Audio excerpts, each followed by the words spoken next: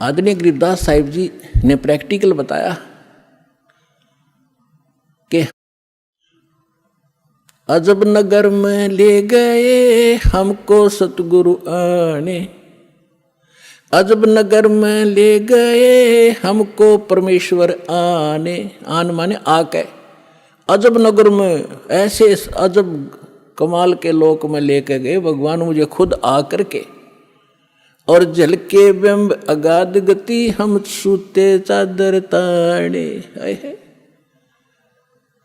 अजब नगर में ले गए हमको सतगुरु आण, यानी वो सतगुरु भी हैं, वो भगवान भी हैं। जो सतगुरु होता है, सच्चा ज्ञान जो देता है भगवान ही देता है, भगवान ही सच्चा ज्ञान दे सकता है। तो उनको सीधे भगवान मिले थे, सतगुरु कहो चाहे परमेश्वर कहो। अजब नगर में ले गए हमको परमेश्वर आने, आन माने आके। ये हमारी देसी भाषा हरियाणा की लैंग्वेज में लिखा ग्रंथ है। और जल के बिंब अगाध गति वहाँ सूते चादर तान, चादर तान के सोना यानी कति निश्चिंत हो जाना, बेफिक्र होकर सोना। एक मुहारा है यहाँ देसी कि अच्छा चादर तान के सोए है, सारे काम कर लिए। तो इस तरह कहते हम तो निश्चिंत हो गए कि साधना हमारी सत भगवान मिल गए, आँखों सतलोक देख लिया, सत साधना करते रहेंगे, गलती हम करें नहीं, हम निश्चिंत हो गए। हमारे अंदर कोई अब शंका नहीं रही कौन भगवान है और क्या उसको प्राप्त करने का मेथड है, वो सब कंप्लीट प्राप्त हो गया, आँखों देखा। तो दास आपको इतना ही दृढ़ करना चाहता है। देखो माता पिता अपनी बिटिया का विवाह करते हैं तो वो जाकर लड़के वाले का घर भी देखते हैं, उसकी प्रॉपर्टी से भी परिचित होते हैं, अन्य थर्ड पर्सन से भी पूछते हैं। फिर वो आकर घर बताते हैं कि हम जो लड़का देख कर आए हैं उसके ये बिजनेस है, उसके ये व्यापार है, इतनी उसको प्रॉपर्टी है। तो लड़की को कोई डाउट नहीं होता क्योंकि पिता बता रहा है। थर्ड पर्सन कहे तो शायद शंका हो जाए।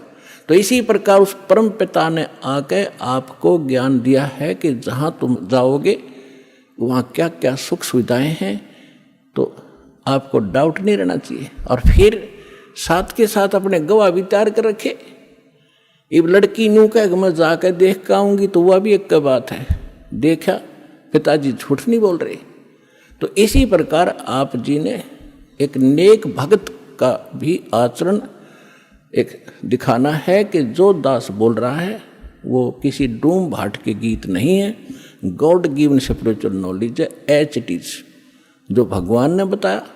और जिन महापुरुषों को भगवान मिले उनने जो का तो सेकंड किया, हमारे सदग्रंथ बता रहे। अब आपको श्रीमद् भगवद गीता से परिचित कराया।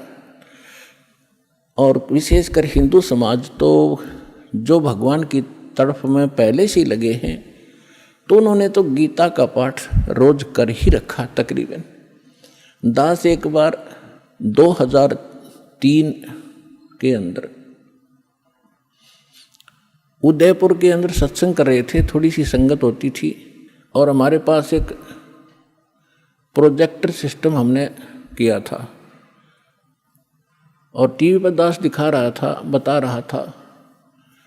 एक बहन सुन रही थी, उसमें प्रोजेक्ट सिस्टम नहीं था, केवल टीवी ही पर हम दिखा रहे थे। टीवी पर थोड़ी बहुत दूर दिखा करते, थोड़े आदमी बैठा करते। उसके तुरंत बाद हमने प्रोजेक्ट ले लिया था भक्तों ने। तो सत्संग कर रहा था, उसमें बताया सारा कुछ, गीता को दिखाया। फिर मैं नीचे आकर एक चारपाई डली थी उस पर बैठ गया। 10-20 भगत, कुछ शंका समाधान वाले, कुछ दीक्षा के इच्छुक आकर बैठ गए। तो एक बहन कहने लगी जी मैं तो व्रत करती हूँ, शुक्रवार का मैं छोड़ूंगी नहीं। मैंने कहा बहन आप गीता को मानते हो? कहा गीता डेली पढ़ती हूँ। मैंने कहा 6 अध्याय के 16वें श्लोक में गीता जी में लिखा है कि अर्जुन ना तो ये साधना, ये योग अधिक खाने वाले की सफल हो सकती, और ना बिल्कुल न खाने वाले की, बिल्कुल ना खाना, व्रत रखना। और ना ज़्यादा जागने वाले की, लोग दिखावा नहीं होगा मैं 4-2 बजे उठ लेता हूँ, प्रसाद ना करता हूँ और सोता ही नहीं रात ने, नहीं। नाम उठत ना हम बैठत नाम सोवत जागवे, नाम खाते नाम पीते नाम सेती लागवे। ठीक है, जो वृद्ध हैं जिनको काम नहीं, किसी टाइम उठो और बैठो करो सेवा साधना, लेकिन सारा दिन मेहनत करने वाला आदमी कैसे उठ लेगा? 2 बजे 10 बजे सोया हुआ या 11 बजे सोने पाओ आजकल। तो कहने का भाव यह है कि ना घना जागने वाले का और ना घना ज़्यादा सोने वाला भी मूर्ख है। संध्या पढ़कर सोया उठ 9 बजे, वो क्या भक्ति करेगा? तो कहते सब संयम रखो, सबके अंदर संयम, हर तरह का संयम रखकर साधना करने से होता है। तो मैंने इतना ही कहा था कि गीता अध्याय नंबर 6 के श्लोक 16 में न बोले जी बिल्कुल सही है, और मैं रोज पढ़ती थी, आज बुद्धि खुली है मेरी। माँ बेटी आज तक तुम्हारी बुद्धि काल न जकड़ रखी थी, रोज पढ़ा करते। मोती मुक्ता दर्शत नाही, ये जग है सब अंदरे, दिखत के तो नैन चश्म इनका फेरा मोतिया बंदरे।